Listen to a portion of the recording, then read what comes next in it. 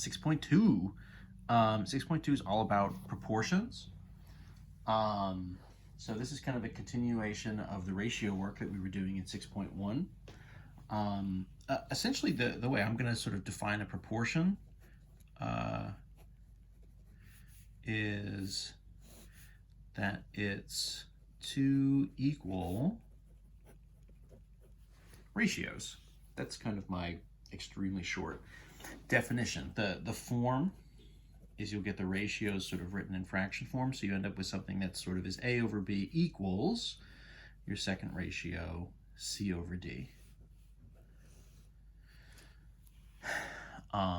So this is our sort of typical proportion form. You know, you might read it or sort of have somebody sort of say to you that it's kind of, you know, A is to B as C is to D kind of thing. That's kind of like an SAT style, like English section way of explaining it.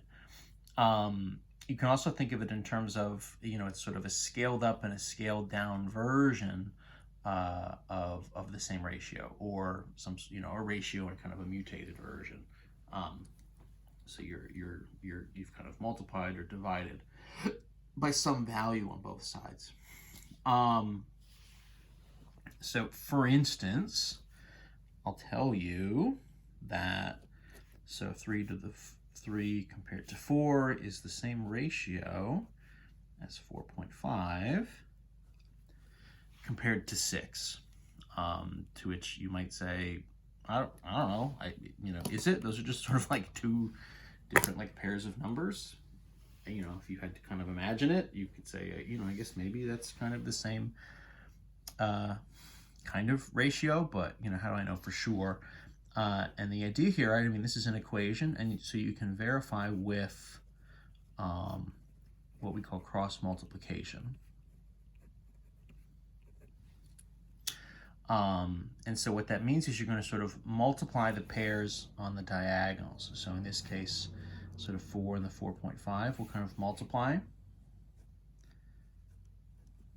4 times 4.5. That would be, you know, 2 times 4.5 would be 9, so then times 4 would be 18. Okay, and if we take that and compare it to what would be our other pair, 6 times 3, you probably see where this is going, right? 3 times 16 on the other side is also 18. So as long as those are the same, then this is a proportion.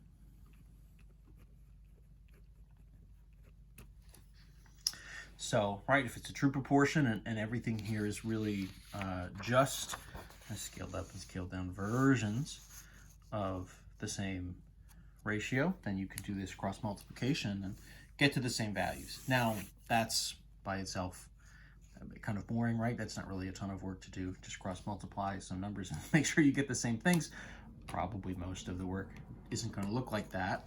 What we're going to see a lot of is sort of being given a proportion and needing to find a missing value in a proportion, right? So this would be something where we've got, you know, x over 16 is equal to 5 over 12.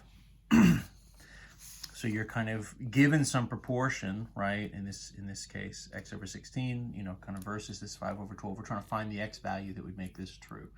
What I'll say is there's always some number that will do this. You know, provided you don't have like a 0 on the bottom or something that just kind of breaks it. But there should always be a value that does this, and we're going to solve this and sort of find this value using cross multiplication again. Again, it's really just sort of a short equation, but the move here is going to be pretty standard. So we'll go, in this case, sort of 12 times x. So maybe that ends up over here on the left. I kind of tend to group these with whichever side my kind of top value is on. And then the other pair, it would be kind of 16 times 5 over here. what is 16 times 5? I think is 80. It's not super duper important. You know, the idea here is, okay, so that's 80, and then this is 12x. And so what do I need to do to sort of get 1x, right? I'm trying to solve for the x. How do I get 1x out of here? And of course, the answer is, well, you just have to kind of divide the 12 back over to the other side, right? So in this case, x would end up as this kind of 80 divided by 12. That will just sort of simplify, reduce, and use that as our final. We can either write it as an improper or as a mixed number. I guess either is fine. You know, if we reduce this, this would be what? Kind of 4 times 20 and 4 times 3. So this would be kind of a 20 over 3 is x. That works. Or we could call that, right, kind of a 6 2/3. I can't remember. You have to sort of check in the homework if it seems like they're asking for one particular form over another. Sometimes the homework prefers an improper fraction. I don't really have any particular preference. The one thing I'll say about a mixed number is it's a little bit easier to sort of tell the size of it versus, you know, something like 20 over 3. And so in general, if you're looking back at where we started, so this is kind of on the bottom, 16 versus 12. So the 12 is obviously a little bit smaller than 16. And so that means x versus 5. We're going to expect that x to be a little bit bigger, right? So that it's sort of shrinking down to 5. Essentially at the same kind of rate that the 16 shrinks down to 12. That's the basic idea. Let's run a few more of these. The whole setup, we can kind of play positives, negatives, whole numbers. We can do, you know, decimals, fractions. We can essentially do any kind of number setup that we want. So let's just run a few of these kind of fast. Let's say x over negative 5 compared to, you know, 9 over 20, right? Solve for the x. So we'll cross multiply. This would be sort of 20 times x would equal negative 5 times 9. Watch the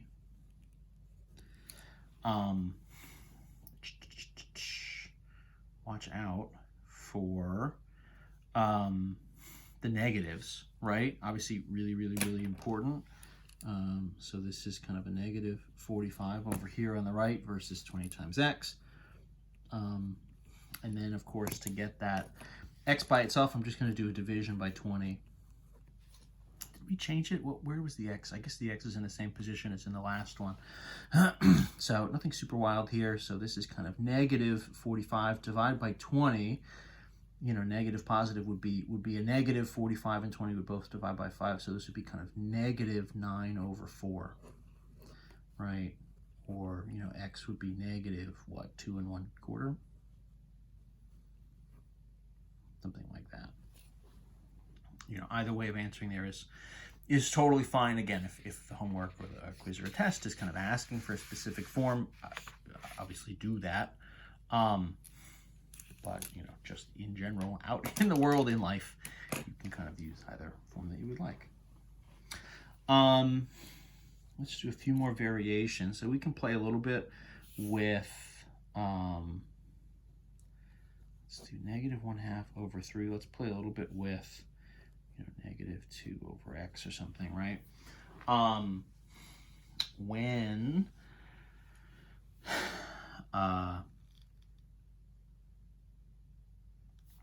you know, where is the x value, and just its positioning. So we had it kind of in the top left, I think, for these first few, but there's no reason you couldn't put the x in kind of any of the 4 different positions. It doesn't really have a big impact.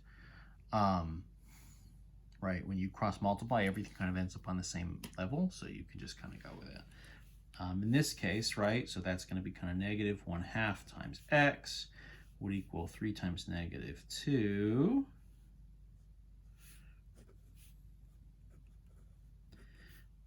So negative 1/2 x would equal kind of negative 6. So then I need to divide by this negative 1/2.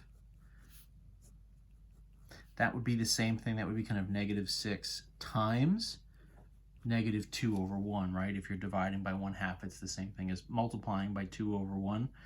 Just sort of our standard fraction kind of moves. So this is going to be, what, just 12, I guess? Negative times negative, positive 12. So even kind of starting with a fraction here, it looks like we would be 12. We can kind of double check, does that make sense? Well, negative to negative on top and then positive to positive on the bottom. So the sign seems right. You know, 3 to 12 would be sort of a times 4, and if I did 1/2 times 4, I would hit 2. So the scaling here and where we're ending up, all that stuff seems totally fine. So that's pretty good news. You can kind of do those types of things as a check on your work, a little kind of mental check, just to make sure that the answer you're getting, makes sense, essentially.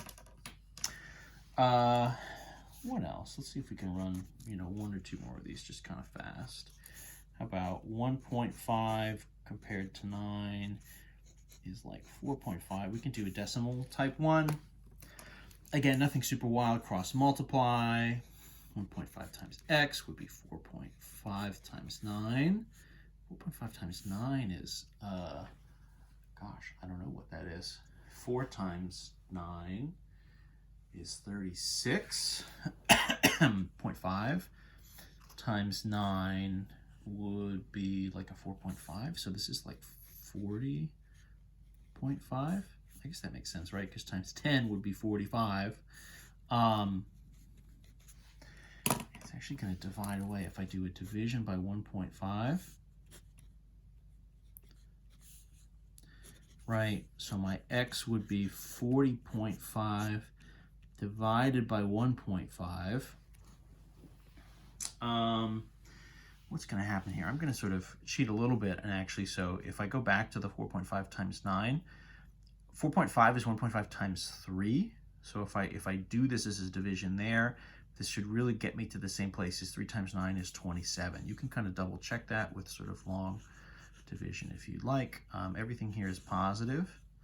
So it looks like we're going to end up in the positive here. And we can sort of check, 9 times 3 would be 27, and 1.5 times 3 would be 4.5. So the scaling and everything there seems to be working out.